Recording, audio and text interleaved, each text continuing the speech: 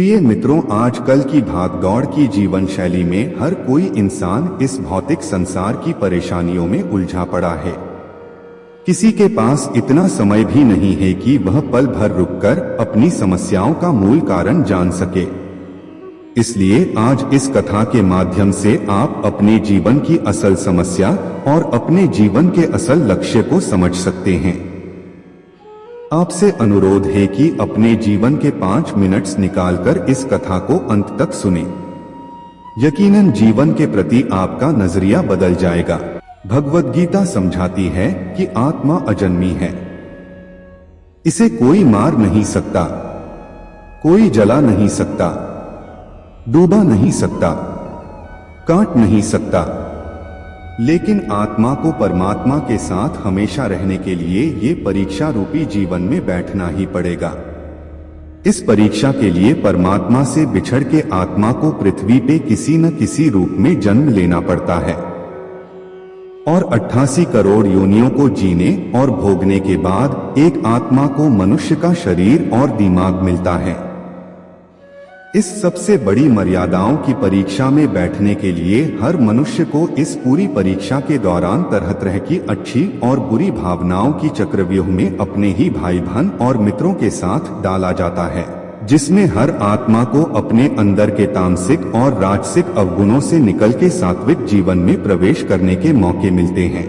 हमारे तामसिक गुण वो है जो हमारे अंदर हीन भावना पैदा करके हमें खुद को उदास और नुकसान पहुंचाते हैं, और हमारे राजसिक गुण हमें ईर्ष्यालु और लोभी बना के दूसरों के प्रति नुकसान पहुंचा सकते हैं।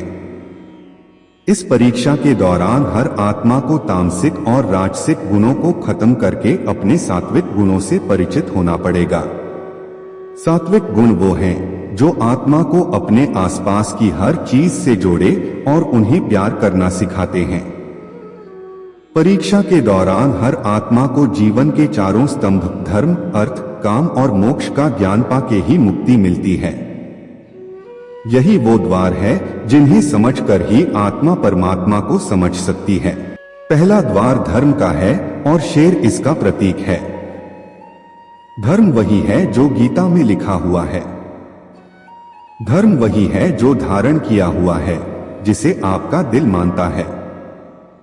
जैसे झूठ नहीं बोलना, चोरी नहीं करना, भगवान का निरादर नहीं करना, दूसरों को नुकसान नहीं देना, यही सब धर्म है। और हर आत्मा को अपने जीवन काल में हर समय धर्म का पालन करना होगा और उसकी रक्षा करनी होगी। दूसरा द्वार अर्थ का है और घोड़ा इसका प्रतीक है। हर आत्मा अपने हर जीवन काल में अपने पृथ्वी पे होने का अर्थ या मूल कारण समझेगी।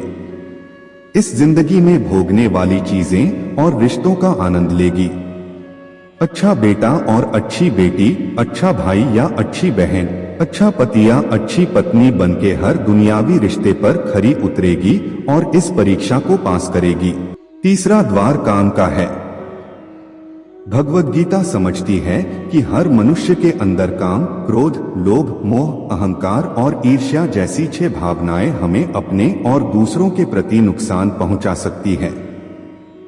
इन भावनाओं को हर मनुष्य को हमेशा अपने नियंत्रण में रखना होगा, क्योंकि इनके बहाव में किया हुआ कोई भी काम हमारे जीवन भर की परेशानी का कारण बन सकता है।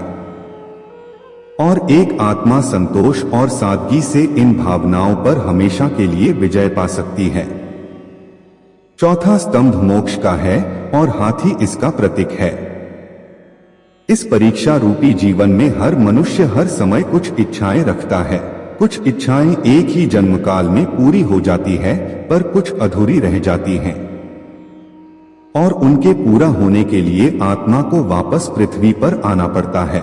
भगवद गीता समझाती है कि हमारी इच्छाएं ही मूल कारण है हमारे पृथ्वी पर वापस आने का, और अगर हम कोई भी इच्छा न रखें तो हम इस जीवन और मृत्यु से मुक्त हो सकते हैं। ये द्वार माफी का भी है। जिन्होंने आपके साथ बुरा किया उनको माफ करके और जिनसे आपने बुरा किया उनसे माफी मांग के मुक्ति पाई जा सकती है। जब तक आत्माएं इन चारों दरवाजों धर्म, अर्थ, काम और मोक्ष को समझ नहीं लेती, तब तक इस आत्मा को बार बार मनुष्य के रूप में आना ही पड़ेगा। परीक्षा का समय खत्म होते ही आत्मा शरीर और अन्य सब वस्तुओं का त्याग कर देती है। जो भी संसार में रहकर बनाया वो अब किसी और होगा और आत्मा अपने कर्मों के फैसले के लिए चली जाती है। आत्मा के अच्छे बुरे कर्मों का हिसाब होता है। अपने अच्छे कर्मों के लिए आत्मा कुछ वक्त के लिए स्वर्ग और दुष्कर्मों के लिए नर्क चली जाती है। नर्क में आत्मा को अपने पापों के अनुकूल सजाएं मिलती हैं, पर सजा खत्म होने के बाद आत्मा को फिर से एक नया शरीर और नया दिमाग मिलता है। इस परीक्षा में फिर से बैठने के लिए और हर परीक्षा में वही सब फिर दोहराया जाएगा। जिंदगी के 4 स्तंभ धर्म, अर्थ, काम और मोक्ष को समझने के लिए हर जन्म में अपने कई जन्मों के कर्मों के हिसाब से हर आत्मा को कभी अच्छे तो कभी बुरे हालातों से जाना पड़ता है। लेकिन जब तक आत्मा परमात्मा के साथ योग को नहीं समझ लेती तब तक वो मुक्ति नहीं पा सकती। भगवद गीता समझाती है कि मनुष्य अपने शरीर, दिमाग या दिल से भगवान को पा सकता है। शरीर द्वारा किए कर्मों के माध्यम से परमात्मा को पाने को कर्मयोग कहते हैं। ऐसे कर्म जो परमात्मा की इच्छा से हो और दूसरों के कल्याण के लिए हो। वाल्मीकि ने रामायण लिख के श्रवण ने अपने माता पिता की सेवा और उन्हें 4 धाम की यात्रा कराकर अपने कर्मों द्वारा परमात्मा को पाया। परमात्मा कहते हैं कि अगर किसी आत्मा को धर्म ना भी समझ आए, योग न भी समझ आए, पर अगर वो मेरी शरण में आ जाए तो मैं उसके सारे पाप माफ कर देता हूँ। परमात्मा को ऐसी दिल की गहराइयों से पुकार के पाने को भक्ति योग कहते हैं।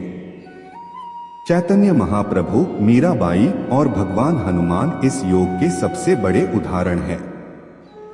लेकिन कभी आत्मा अपने होने का मूल कारण भूल के धर्म का उल्लंघन करे या पाप के रास्ते पर निकल जाए तो उसे ठीक करने के लिए परमात्मा को खुद किसी रूप में पृथ्वी पे जन्म लेते हैं। मित्रों, अगर आपको ये वीडियो पसंद आई हो तो कृपया करके नीचे दिए गए सब्सक्राइब और लाइक बटन को जरूर दबाएं और वीडियो को ज्यादा से ज्यादा शेयर करें।